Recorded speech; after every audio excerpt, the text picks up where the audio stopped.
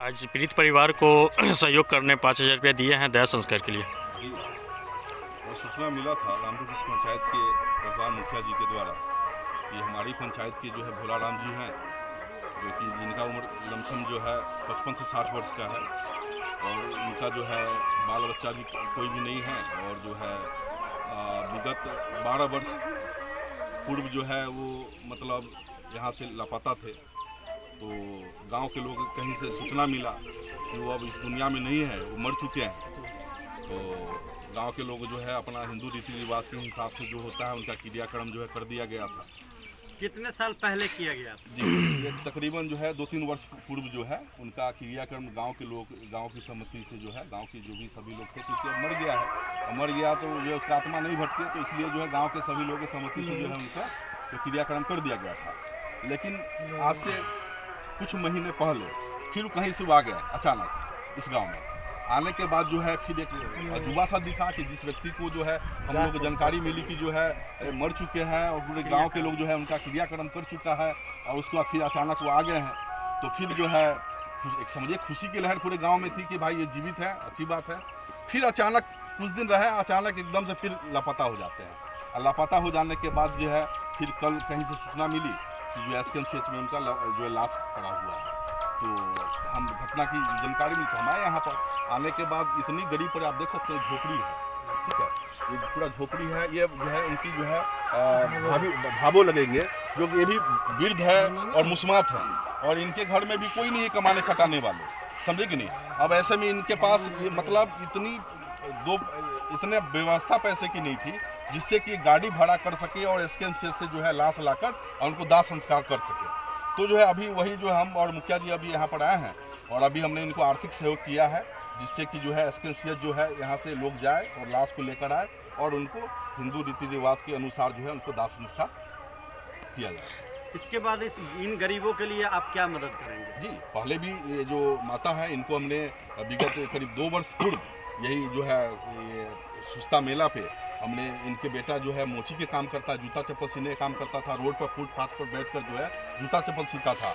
हमने 10,000 रुपये की गुमटी खरीद कर और हमने इनके बेटा को हमने निस्वार्थ हमने मदद किया था, जो कि आज भी वो गुमटी चौक पे खड़ा है, चौक पे रखा हुआ है। जी। अब इस परिवार के लिए जो आपने मतलब जो बहुत अच्छा नेक काम किए हैं, जो दाह संस्कार को लेके एक लावारिस लाश को आपने कहीं किनारे लगा के परिवार के में मिलाकर आपने जो काम किए, इसके लिए आगे इनका क्या आर्थिक मदद होगी, जो कि महादलित परिवारों के लिए सरकार की काफ़ी योगदान रहता है, इसमें क्या आपकी भूमिका रहेगी? देखिए, सबसे पहले तो मानवता की बात हम करते हैं। मानवता के नाते ही अभी हम आए हैं और लाश लाने के लिए जो है हमने पैसे दिया है कि आप लाश लेकर तुरंत आइए और जो है इनका दाह संस्कार जो है उनका सबसे पहले कीजिए। उसके बाद उसके अलावा भी है कि हमारे हिंदू रीति रिवाज के अनुसार जो है जब हम दाह संस्कार किसी लाश को करते हैं उसके बाद जो है कान काट भी देहाती भाषा में बोला जाता है, कान काट लग जाता है। तो उसके लिए तो सरकार तो देगी नहीं, उसके लिए सामाजिक स्तर पर व्यवस्था करना पड़ेगा। तो हमारे समाज में जो है हम चाहते हैं कि हमारे समाज के लोग जो है मंजिल में जो शामिल हो, मिट्टी में जो शामिल हो, उन जो 100-50 लोग होंगे उनके लिए भी हम व्यवस्था करेंगे अपने तरफ से। और रही बात तो इनका भोलाराम जी का हत्या तो हुई नहीं है, एक्सीडेंट वाला मैटर तो है नहीं, तो इसमें सरकार भी क्या कर सकती है। सरकार तो इलाज तो कर रही थी ना उसका, वो SKMCH में इलाजरत थे, इलाज हो रहा था, इलाज के दौरान ही उनकी मृत्यु हुई है। तो इसमें सरकार मेरे ख्याल से इसमें कोई प्रावधान बनता नहीं है। भोलाराम का बच्चा उच्चा भी है क्या, पत्नी ये नहीं, सब? कोई नहीं है उनका, वो शादी नहीं किए, अच्छा, वो शादी नहीं किए थे। हाँ, एक बार परिचय दीजिए। जी, समाज सेवी प्रवीण कुमार।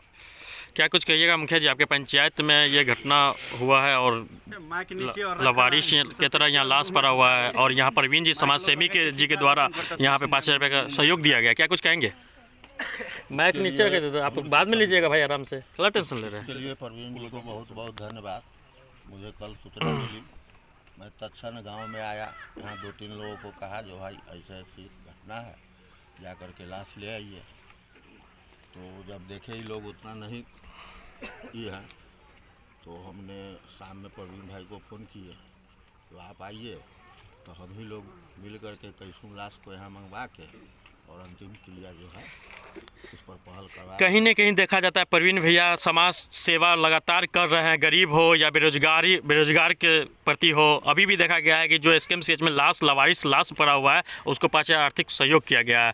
अभी जनप्रतिनिधि आप भी मुखिया है, आपके तरफ से क्या कुछ सहयोग रहेगा? हम 3,000 रुपया जो कबीर अंतुष्टि का होता है जी वो आने के बाद तत्काल दे देंगे। जी, परिचय दीजिए। मैं मनोज कुमार, मुखिया प्रतिनिधि रामपुर कोष। ईशा का इंसाफ आपने दिलाया है, लगभग मुआवजा भी मिला है, उस पर क्या कुछ कहेंगे? जी, दिशा बहन भी हमारे दलित समाज से आती है जी, और उनके भी 3 छोटी छोटी बच्ची थी और कुछ लोग इसमें बहुत ही गंदा राजनीति करना चाह रहे थे जी, जो कि कहीं से उचित नहीं है, कहीं से ठीक बात नहीं है।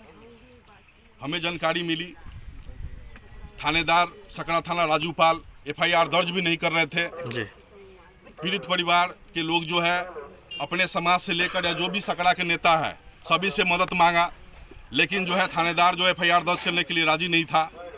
जब हमें सूचना मिला, हमें पीड़ित परिवार से मदद मांगा गया। मैं रात को गया सकरा रेफरल हॉस्पिटल के प्रांगण में, वहाँ की स्थिति देखा, बहुत ही भयानक स्थिति था। वहाँ पर जो है कोई उसका मददगार उस समय मौजूद नहीं था। फिर हमने सकरा थाना अध्यक्ष राजूपाल के पास गया, जाने के बाद हमने कहा कि आप FIR दर्ज कीजिए। उन्होंने मना करने के प्रयास किया क्योंकि वो लोग चाह नहीं रहा था कि जो है FIR दर्ज हो। मैंने कहा कि अगर इस वक्त अगर FIR दर्ज नहीं हुआ तो मैं इसी वक्त धरना पर बैठूंगा। फिर उसके बाद उन लोगों ने जो है FIR दर्ज किया। FIR दर्ज होने के बाद उसमें एक धारा होता है जिसमें कि हमारे दलित समाज में अगर कोई मरता है इस तरीके से तो उसको सरकार की तरफ से मुआवजा दिया जाता है। वो राजूपाल के द्वारा सकरा थाना के द्वारा FIR में वो धारा लगाया ही नहीं गया था। फिर हमने माननीय मंत्री जी जनक राम जी से हमने संपर्क किया और पीड़ित परिवार को लेकर माननीय मंत्री जी जनक राम जी के पास मैंने पटना गया और उसके बाद मंत्री जी को हमने सारी कहानी सुनाया। उन्होंने FIR देखा।